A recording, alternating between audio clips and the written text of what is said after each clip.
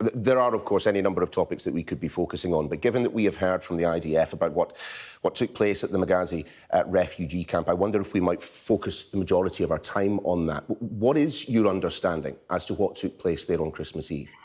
My understanding is, as a military spokesperson has told Israeli television, an incorrect munition was used in that strike. We, of course, do our best to be targeted and precise and to target the Hamas terrorists and do everything to get civilians out of harm's way. And it appears that in this mistake, in war, a mistake was made, and we are learning lessons. One of those lessons is the importance of getting civilians out of harm's way, and that's why since before the beginning of the ground offensive, we have been urging them to go to the Al-Mawasi zone that we have designated as a humanitarian zone.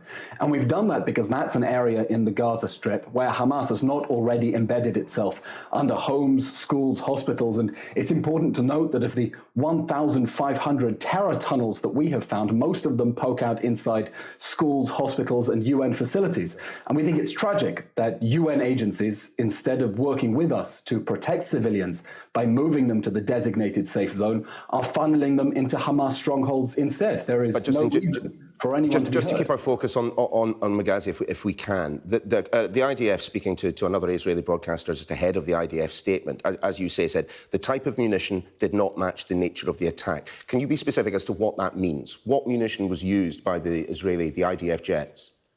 I don't know what specific munition we used. When we choose our munitions, we try to adhere very strictly to the international rules of proportionality and distinction and necessity, because this isn't a war against the people of Gaza. It's a war against the monsters who perpetrated the October 7th massacre and have spent every waking day since threatening a repeat of that massacre. In this case, it appears an incorrect munition was used, and we regret the loss of life. We don't want to see more people hurt. That's why we're calling on Hamas to surrender so the war can end immediately. And if Hamas doesn't want to surrender, we want UN agencies to help move civilians into places where they can be safe, instead of sending them into Hamas strongholds and putting them in places where they're in danger. But given that this was a mistake, a fatal mistake involving dozens of civilians, people that even the IDF in its statement have made clear were not combatants, they weren't being targeted, why an expression of regret from Israel rather than an apology? We are going after the Hamas terrorists who perpetrated the October 7th massacre, and when we do that, we take every precaution in order to minimize the risk to civilians and trying to get them out of harm's way. Of course, any civilian deaths are regrettable. We don't want to see more people being hurt. That's why we think it's upsetting that UN agencies aren't helping to evacuate them to safe zones, or instead funneling them into strongholds. And we want to see them getting to areas where they can have safety and shelter, because we don't want to see more people being hurt.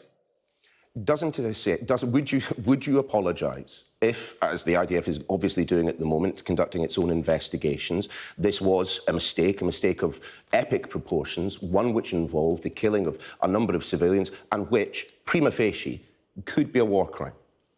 No, this was a regrettable mistake. This should not have happened. The choice of munition was incorrect. And when we are dealing with a very complicated war zone, an area that I'll remind you is a unique counter-terrorism challenge that no army in the history of the world has had to deal with, it is inevitable that mistakes will be made. We will not apologize for waging this campaign to bring the Hamas terror regime to justice after October 7th and bring back our hostages. And when civilians are caught in the crossfire because Hamas is operating from inside civilian areas, we think that is regrettable. But in the two statements that we have, the one that was released today and the one on Christmas Eve, IAF fighter jets struck two targets adjacent to which Hamas operatives were located on the 24th of December. 2 days ago, an Israeli army spokesman said, despite the challenges posed by Hamas terrorists operating within these civilian areas, the IDF is committed to international law, including taking feasible steps to minimise harm to civilians. Is it the Israeli position that when such steps are infeasible, as it was in this densely populated area when the wrong munitions were used, that you simply carry on regardless? It is the Israeli position that we adhere strictly to the rules of proportionality, distinction, and necessity under international law.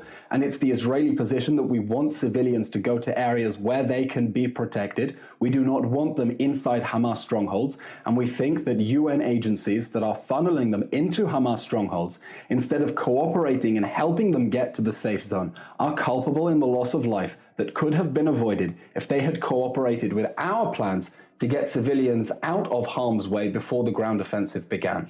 Sure, but Mr Levy, haven't you just failed the test that you just set up for yourself? As you say, Israel wishes to be committed to the rules, including proportionality. On this occasion, you did not. There are only so many times I can repeat that in wars, mistakes are sometimes made. And when those mistakes are made, then like mature, responsible democracies, we say that mistakes were made, that they were regrettable, that we regret any loss of life because we are trying to do everything we can to minimize civilian casualties, while Hamas has a strategy of maximizing casualties, and we continue to learn lessons and step up our efforts to get civilians out of harm's way. And one of those efforts to get civilians out of harm's way is to pressure the UN agencies on the ground that have been funneling civilians into Hamas strongholds to stop being complicit with Hamas's human shield strategy and to help us protect them by moving them into the areas where Hamas is not already operating. And then there is no reason for anyone to be hurt at all, because they will be moved to areas where Hamas is not already hiding, under their homes, under their schools, under their hospitals, and under their mosques, as we continue to expose every single day.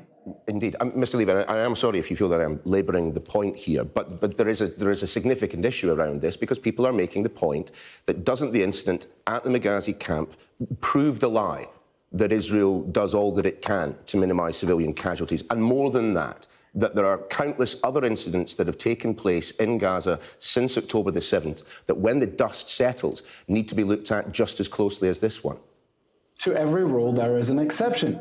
There was an exception on this case with an incorrect munition that appears to have been used, and we regret the loss of civilian life. And we repeat that we are making extreme lengths to try to keep civilians safe. That's why, for example, we warned people to get out of northern Gaza before the ground offensive began. We could have swooped in while civilians were there, but we wanted to get them out of harm's way. That's why we secured a humanitarian corridor for people to evacuate south while our soldiers were having Hamas firing RPGs at them. That's why we have been operating facilities for Palestinians to tell us if Hamas is holding them as human shields and not letting them get out of the way, and why we continue to urge the international community to stop being complicit with Hamas's human shield strategy and to help civilians get to safety in areas where Hamas cannot hide behind them. Final one on this, but given the high standards to which Israel is holding itself, if the investigation proves that which the IDF has already suggested, that this was a mistake, and a mistake of catastrophic proportions, would you be able to take the high ground and issue not just a statement of regret, but an apology to the families of those who have died? I can't give answers to hypothetical questions. What I can say is we are going to continue to make every effort to minimize civilian casualties, despite the fact that we are facing an enemy that is intentionally trying to maximize them. And I want to explain Hamas's human shield strategy and how sick it is. Because for Hamas, civilian deaths are not a tragedy, they are a strategy.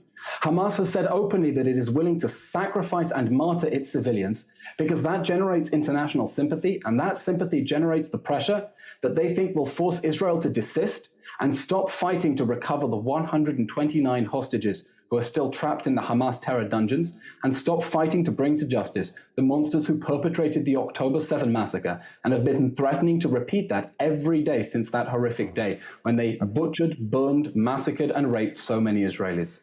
Indeed. Mr Levy, I just wonder whether you feel that the tempo of this conflict will continue to increase in the way which it seemingly has over the past few days, or if there is any chance that there will be an end to the violence anytime soon. Well, if Hamas surrenders, the war can end tomorrow, and we think that the only action what would a surrender? How would a surrender look? Because that is a significant point there. What would surrender be?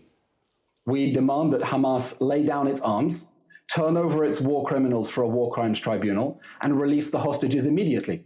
But if anyone thinks that this war is going to end with us abandoning our 129 hostages in the hands of the Hamas rapist regime, and leaving that terror regime in power and able to threaten our people as they butchered them on October 7th, then they are sorely mistaken. Okay, but just to be absolutely clear then, as long as those atrocities can never return. Yeah, but just to be absolutely clear then, so long as there is a single hostage in Hamas' hands, we will see bombings likes of which we have seen today, and indeed on Christmas Eve at Benghazi. We will see the ground offensive, such as we've seen over the past 24 hours, operating at the same level. As long as there remain hostages in Hamas' hands, this will continue.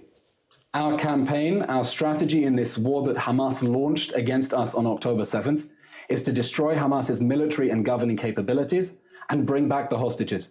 And we think that allies that want to bring this war to a speedy end, and believe me, everyone in this country wants this war to be over. We just don't have the luxury to end this war with Hamas still in power and the hostages in Gaza. Allies who want this war to be over should be standing by our side as we exercise what President Biden said should be swift, decisive and overwhelming force in order to bring the Hamas terror regime to justice after the atrocities of October 7th and make sure they can never repeat them again.